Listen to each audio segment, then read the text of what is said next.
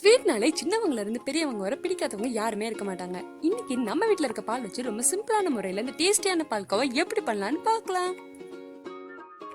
இது பண்றதுக்கு நான் 1 லிட்டர் பால் எடுத்து வச்சிருக்கேன். அப்புறமா ஒரு 2 டீஸ்பூன் நெய் எடுத்து வச்சுக்கோங்க. அப்புறம் ஒரு 6 டீஸ்பூன் சர்க்கரை. இவ்வளவு தாங்க இது பண்றதுக்கு தேவையான பொருள். முதல்ல நீங்க ஒரு பெரிய கடாய் எடுத்து வச்சுக்கோங்க. அதுல நீங்க இந்த பாலை ஆட் பண்ணுங்க. பால்கோவா பண்றதுக்கு பால் நமக்கு ரொம்ப கெட்டி பதத்துக்கு வரணும். அதனால இதை நல்லா மிக்ஸ் பண்ணுங்க. பால் நல்லா வத்த ஆரம்பிச்சிருச்சு. அப்போ பாலாடைகள்லாம் இதே மாதிரி சைடில் ஃபார்ம் ஆகும். அதெல்லாம் நீங்கள் எடுத்து விடுங்க. நமக்கு பால் ரொம்ப கெட்டியான பதத்துக்கு வரணும். அது வரைக்கும் நீங்கள் நல்லா மிக்ஸ் பண்ணிகிட்டே இருங்க.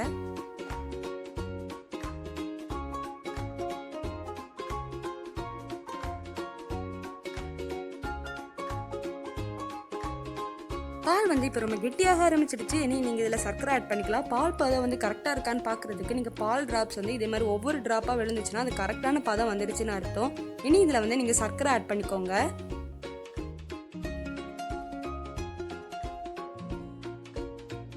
நான் இதில் ஒரு 4 டீஸ்பூன் சர்க்கரை ஆட் பண்ணிக்கிறேன். ஃபர்ஸ்ட்டே நம்ம அதிகமான அளவுக்கு சர்க்கரை ஆட் பண்ணிட்டோம்னா இது ரொம்ப ஓவர் ஸ்வீட்னஸ் ஆயிரும். அதனால நீங்கள் டேஸ்ட் பார்த்து அதுக்கு ஏற்றவாறு நீங்கள் ஆட் பண்ணிக்கோங்க. இனி இதை நல்லா நீங்கள் மிக்ஸ் பண்ணுங்கள்.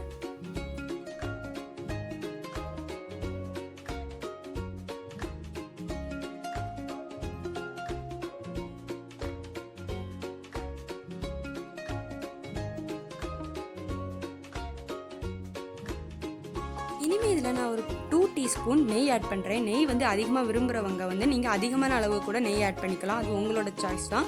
இனி இது நல்லா நீங்கள் மிக்ஸ் பண்ணுங்கள்.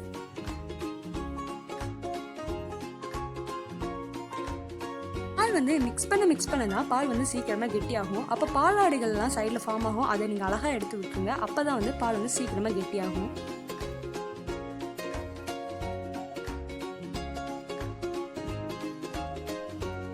சர்க்கரை என்ன ஒரு 2.5 டீஸ்பூன் ஆட் பண்ணுறேன். என்னோட ஸ்வீட்னஸ்க்கு ஏற்ற மாதிரி நான் இப்போ சர்க்கரை ஆட் பண்ணியிருக்கேன். அது மாதிரி நீங்களும் டேஸ்ட் பார்த்து உங்களோட ஸ்வீட்னஸ்க்கு ஏற்ற மாதிரி நீங்கள் சர்க்கரை ஆட் பண்ணிக்கோங்க.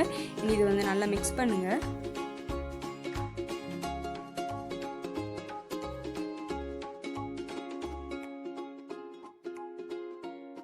பார்த்தீங்களா, பால் ரொம்ப கெட்டியாக ஆரம்பிச்சிடுச்சு. நம்ம மிக்ஸ் பண்ண எவ்வளோ கெட்டியாகுது பாருங்கள். நீங்கள் லோ ஃப்ளேமில் வச்சு நீங்கள் நல்லா மிக்ஸ் பண்ணிகிட்டே இருங்க. ஏன்னா நீங்கள் ஹை ஃப்ளேமில் வச்சா பால் அடி பிடிச்சிரும். அதனால் லோ ஃப்ளேமில் வச்சு நல்லா மிக்ஸ் பண்ணிகிட்டே இருங்க.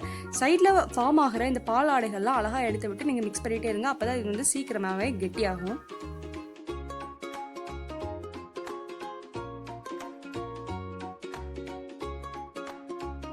இப்போ பாருங்க, இது ரொம்பவே கெட்டியாயிருச்சு. ஆனாலும் நம்மளுக்கு என்ன கொஞ்சம் கெட்டியாகணும். ஏன்னா அதில் உள்ள லிக்யூட் தன்மைகள்லாம் போகணும். அதனால் நீங்கள் நல்லா மிக்ஸ் பண்ணிகிட்டே இருங்க. நீங்கள் மிக்ஸ் பண்ணிட்டு வந்துட்டே இருக்கும்போதே அதோட லிக்யூட் பதம்லாம் பெய்ய அது ரொம்பவே கெட்டியாக ஆரம்பிச்சிடும்.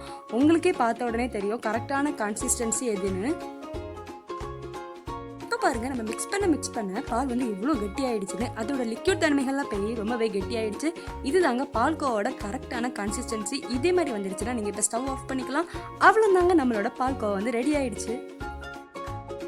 எவ்வளோ சிம்பிளான முறையில் இந்த பால்கோவா பண்ணிட்டோம். இனிமேல் உங்களுக்கு எப்போல்லாம் ஸ்வீட் சாப்பிடணும்னு தோணுதோ அப்போல்லாம் நீங்களும் இதே மாதிரி பால்கோவா செஞ்சு சாப்பிடுங்க. மாதிரி சிம்பிள் ரெசிபிஸ் வேணும்னா செஹாய்டி கிச்சனுக்கு லைக் பண்ணுங்க, ஷேர் பண்ணுங்க, சப்ஸ்கிரைப் பண்ணுங்க. மறக்காம பெல் ஐக்கன் கிளிக் பண்ணுங்க. Tasty flavours.